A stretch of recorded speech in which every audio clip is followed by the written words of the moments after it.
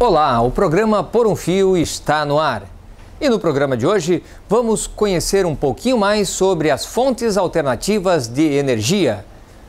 Também o que é o MAB e o que as pessoas estão pensando sobre a privatização do sistema elétrico. O movimento dos atingidos por barragens existe há mais de 20 anos, mas poucos conhecem o seu trabalho e o serviço prestado. Por isso, nós fomos conversar com uma das suas lideranças para entender melhor o trabalho do MAB. Na década de 70, quando o país passou por grande crise no setor elétrico, deu-se início à construção de várias hidrelétricas no Brasil, causando problemas para muitas famílias que moravam às margens dos rios que foram expulsas. Com a finalidade de tratar desse problema, foi criado o MAB, Movimento dos Atingidos por Barragens. Mas, em caso de privatização da Eletrobras, como será tratado esse problema? Toda a comunidade que era atingida por uma barragem, ela não era realocada integralmente, ou seja, se passou a incentivar a procura individual das famílias, ou seja, se dava cartas de crédito em que as famílias deveriam individualmente comprar suas terras, que muitas vezes não era suficiente para comprar a mesma estrutura que elas dispunham anteriormente, ou seja, com a carta de crédito que elas recebiam, elas não conseguiriam comprar galinheiro, o galpão, a nova terra, a nova casa. Então muitas delas vieram para a cidade e sem perspectiva de retorno à sua cultura camponesa, a qual teve que deixar. Como é que está essa situação hoje, no debate atual? A gente pode citar o exemplo da barragem de São Roque, que está sendo construída entre Vargem e São José do Cerrito, na Serra Catarinense. É o tratamento social das empresas que constroem energia elétrica em Santa Catarina, é o tratamento mais agravante, ou seja, não se reconhece os direitos de muitos atingidos, mesmo que morem lá na barranca do Rio Canoas há mais de 10 anos, há 20 anos, e há um incentivo, há um ataque a essas famílias, de maneira que não reconhecer elas como atingidas e de, como eu falei, tratar individualmente dos casos, sem conceder ressarcimento rural coletivo, que é o que o movimento entende como a maneira mais justa e a maneira mais digna de se realojar uma comunidade que é atingida por barragem e precisa deixar a sua terra. Lá é uma empresa privada? Uma empresa privada, a empresa Engie. O Movimento dos Atingidos por Barragens, MAB, que luta há cerca de 25 anos em favor das comunidades atingidas pela construção de barragens, levanta hoje a bandeira em defesa do lema: energia e água não são mercadorias, um movimento que tende a se expandir cada vez mais, levando dignidade a muitas famílias vítimas das construções de usinas hidrelétricas. Uma das bandeiras da luta do MAB é água e energia não são mercadorias. E, nesse sentido, o MAB, há algum tempo já, vem encampado a luta junto com a plataforma operária e camponesa da energia, a qual tem os petroleiros, os eletricitários, os professores, em expandir o conceito de atingido e fazer o diálogo com a sociedade, mostrando que atingidos somos todos, atingidas somos todas. Falando que o consumidor e as famílias de toda a sociedade, ao terem que dispor uma quantidade enorme do salário para pagar a energia necessária para a subsistência da família mensalmente, elas pagam uma tarifa maior do que as empresas que constroem as barragens no país. Ou seja, a empresa os consórcios industriais que financiam os empreendimentos hidrelétricos, ao construírem essas usinas, elas podem descontar da energia que elas vão gastar nas suas praças industriais. E então, no final das contas, quem acaba pagando a grande parte da energia, quem sustenta o setor elétrico, são os consumidores ao pagar a conta de luz mensalmente. Se existem problemas já no sistema atual, com a legislação atual e tal, há uma proposta de mudança significativa no setor elétrico e também de privatização das empresas públicas. Qual a perspectiva de você se isso se concretizar? É uma desgraça. A gente, no âmbito da plataforma operária e camponesa da energia, a gente tem tentado construir frentes unitárias para se contrapor à privatização. E foi lançada a Frente Parlamentar Mista aqui em Santa Catarina também. E para a gente a privatização significa um retrocesso enorme, tanto do tratamento das barragens que vão ser construídas, tanto em incentivar novas obras desnecessárias, que, por exemplo, a principal bacia do sul do Brasil, a principal bacia hidrográfica do sul do Brasil, a bacia do Rio Uruguai, ela já está inundada de barragens, desde o Rio Canoas e o Rio Pelotas, eles já estão transformando eles em escadas, e esse incentivo a novas barragens desnecessárias que vão ter danos ambientais, danos sociais, vão ser incentivados cada vez mais, porque não vai se pensar as barragens dentro de um desenvolvimento de nação, dentro de um projeto popular para as pessoas. Vai ser dentro da lógica empresarial, dentro da lógica de obter lucro. O Brasil tem se destacado no investimento em energias alternativas como forma de complementação, diversificação e economia no sistema. O Brasil vive hoje tempos favoráveis para o investimento em energias alternativas. Dados apontam que o Brasil já ocupa o 4º lugar no ranking mundial em energia renovável, ficando atrás somente da Índia e de grandes potências como China e Estados Unidos. O Brasil se consolida como um dos grandes produtores de energia eólica do planeta. Eu diria hoje que o Brasil não é a liderança nesse segmento, embora a nossa dimensão nos empurre para isso, em função do mercado que a gente tem aqui no Brasil. Tem países que já estão com essa questão mais avançada. Um deles, muito próximo de nós, é o próprio Uruguai, que tem hoje uma matriz energética, em função das políticas que lá foram adotadas há mais tempo, praticamente toda ela renovável, né? Agora também vem se sobressaindo o Chile, em função de uma condição de insolação que ele tem ali no deserto do Atacama, que é uma das melhores regiões do mundo para a questão de instalação de plantas fotovoltaicas, e pela própria necessidade que o país tem, que não tem hidrelétricas como nós aqui, ele vem se desenvolvendo com muito mais intensidade que o Brasil nessas áreas. O Brasil, a grande experiência que se teve em função dos 2 últimos governos foi a questão da energia eólica. Nós nos consolidamos como produtores de energia eólica. O Brasil hoje é o 4º ou 5º grande player internacional, e toda a cadeia da energia eólica já é hoje possível de ser feita aqui no Brasil. Nós não precisamos de absolutamente nada de fora para implantar os nossos parques eólicos, tanto em termos de pá, aerogerador, engenharia, inteligência. Nós estamos à frente de muitos países. Eu acredito até que, em termos de América Latina, o Brasil hoje é o principal líder da questão da energia eólica no nosso continente. Apesar de estar consolidado como produtor de energia alternativa eólica, que funciona como um complemento, a maior fonte de energia no Brasil ainda é a energia gerada pelas usinas hidrelétricas. Realmente, o Brasil é privilegiado nisso, é a energia da água, das hidrelétricas, que é a grande produção de energia. Agora, essas energias chamadas alternativas, elas têm também no Brasil um papel muito importante.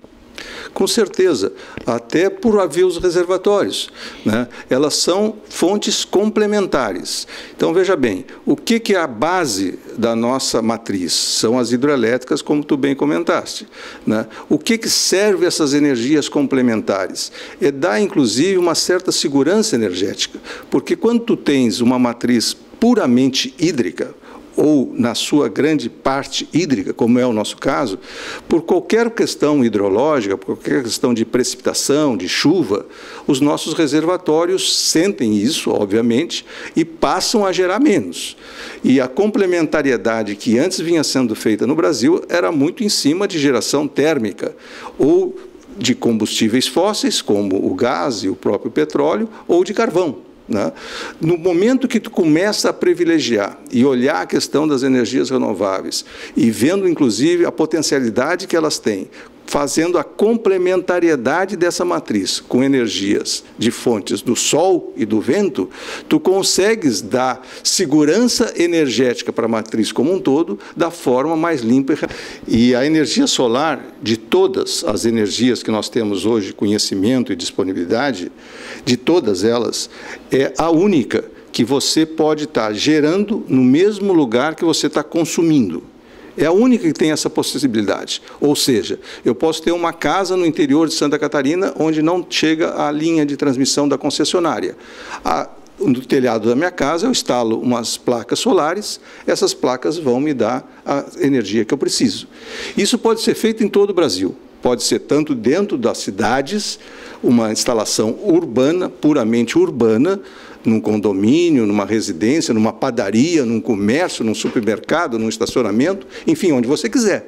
Ou numa região longínqua do nosso país, onde não se tem a possibilidade de chegar com a linha de distribuição.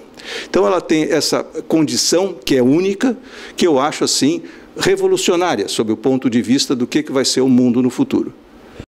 E a seguir, a possibilidade de privatização do sistema elétrico gera debates e muita preocupação. É bastante polêmica a notícia da possibilidade de privatização do sistema Eletrobras. Para entendermos as consequências disso, nós fomos conversar com o engenheiro elétrico, mestre e professor da PUC de Porto Alegre, Ronaldo Custódio. A notícia de que a Eletrobras poderá ser privatizada tem gerado debates e desconforto no setor elétrico brasileiro e também aos consumidores. É que as medidas do governo federal em transformar uma estatal como a Eletrobras, prestadora de serviço público, em empresa privada, poderá acarretar consequências graves na economia, como aumentos abusivos, muito além dos valores atuais. E o Ronaldo está aqui hoje para abordar um pouco esse tema do risco eminente de privatização do sistema Eletrobras, do que isso significa para a questão elétrica nacional, para a soberania nacional. Tudo bem, Ronaldo? Tudo bem, Gilberto. Um prazer estar aqui falando com vocês. É um tema importante e preocupante. Eu estou bastante preocupado com o tema tanto da privatização quanto das mudanças radicais do modelo do setor elétrico que estão em curso no Brasil. Estão na emergência acontecer, estamos na expectativa de qualquer momento de sair projetos de lei, o governo vem anunciando. E pelas consultas públicas já foram feitas, pelas informações de jornais, já que não há muito debate com a sociedade, tem sido apresentado, se apresenta na mudança do modelo, uma mudança radical de postura, de visão. A energia elétrica deixa de ser um bem público, deixa de ser um serviço público para ser uma mercadoria livremente comercializada, com liberdade de preço, com precificações horárias, com total liberdade de oferta e preço. Diferente completamente do atual modelo que definido lá em 2004, ainda no primeiro governo Lula, que tinha 3 eixos centrais que orientavam o modelo, que era a modicidade tarifária, universalização do acesso à energia elétrica e garantir o suprimento energético. Agora, os eixos que foram propostos é a estabilidade comercial, liberdade de compra e venda e equidade. Entende-se equidade como fim de subsídio. No final do subsídio, isso representaria certamente um aumento de tarifa para baixa renda, aumento de tarifa para o produtor rural, todos esses segmentos sociais que têm apoio do Estado para enfrentar o custo de energia, que é um custo importante na sociedade mundial.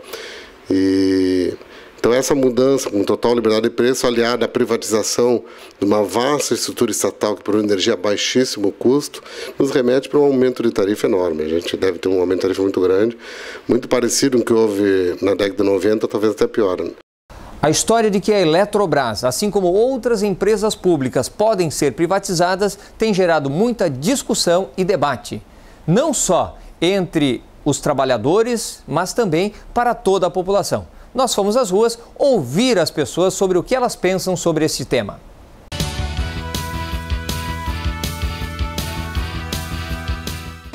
Nos últimos 3 programas, nós debatemos sobre a importância da energia elétrica na vida das pessoas. Também ouvimos as pessoas sobre o que elas pensam da energia elétrica fornecida em suas casas.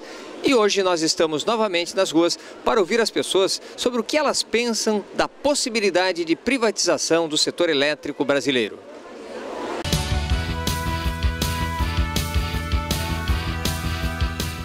Angelita, o que você pensa sobre a possibilidade de privatização do setor elétrico, da energia elétrica que hoje chega à sua casa? Eu acho que vai ser pior ainda, né? Do que já está. Já está uma suba horrível. Se fizer isso, vai ser pior. Eu sou contra. O que você acha que pode acontecer se o setor elétrico for privatizado? Eu acho que para o pobre vai ser pior, né? Porque a gente vai pagar mais a conta ainda do que já paga para o governo. É essa a minha opinião, né? Tá bom? Eu acho melhor não, né? Porque vender é capaz de cair em mãos erradas e ainda acabar explorando mais o cidadão, né? Melhor deixar como está, se bem que no órgão do governo também está cheio de ladrão, né? Mas e o que pode acontecer se for privatizado, na sua opinião? O que pode acontecer é eles aumentar mais a energia, né? Caso vender né? Aí fica pior para nós, que somos o consumidor, fica pior. E deixar como está, o povo ainda tem um jeito de estar em cima do governo e está cobrando, né? Para que baixe as tarifas, que volte ao normal. E se para privatizar, daí vão dizer, paga quem quer, então a gente corta. Se aumentar, a gente não vai ter o direito de estar reclamando porque está privatizado. E energia elétrica não é igual comprar carro, né? Que você compra se quer e o carro que quer. Energia elétrica todo mundo precisa em casa, né? Energia elétrica todo mundo tem que ter, né? Porque senão a coisa não anda, não funciona. Todo mundo quer ver televisão, todo mundo quer ter o seu Wi-Fi em casa direitinho, geladeira, né? Todo mundo precisa disso. É uma coisa essencial igual a água. Eu acho um absurdo, né?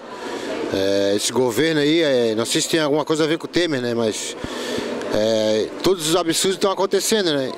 Eu sou totalmente contra, né? Mas eu acho que pode acontecer, né? Eu acho ridículo isso. E se, por acaso, as empresas que hoje são do Estado, né, quer dizer, são do povo brasileiro, forem privatizadas e entregues para o setor privado, quais as consequências que você acha que pode ter para a população em geral? Eu acho que vai encarecer mais, né? As taxas de luz, né? Vai encarecer mais o serviço, né? Em todos os setores, né? Isso aí que eu acho. Na sua opinião, não deve privatizar, então? Não deve privatizar. Deve deixar como está. Eu acho que é um grande retrocesso para o nosso país em si, até porque se nós já temos uma empresa nossa, que é do nosso país, por que nós vamos vender para ceder ela para os estrangeiros? Eu acho que seria um grande retrocesso, além da privatização da Petrobras e outras privatizações que o governo hoje em dia está trazendo para a população em geral, eu acho que seria um retrocesso. E o que você acha que pode acontecer na vida das pessoas caso se concretize essa possibilidade de privatização do setor elétrico?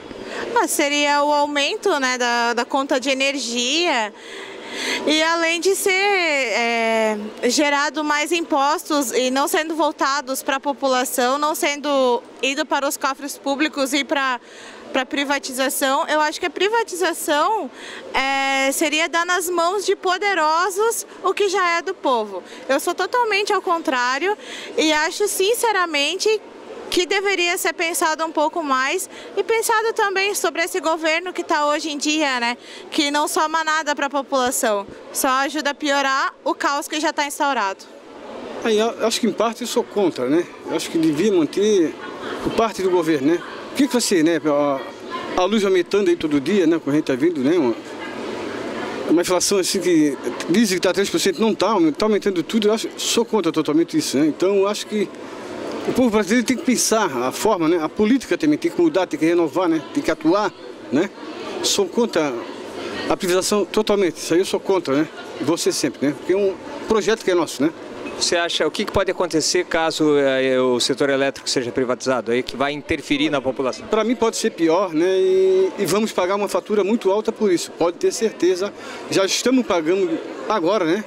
Você sabe disso, né? Uma inflação dessa aí exorbitante, lá em cima nas alturas. O povo brasileiro vai sofrer muito com isso, eu tenho certeza absoluta, né?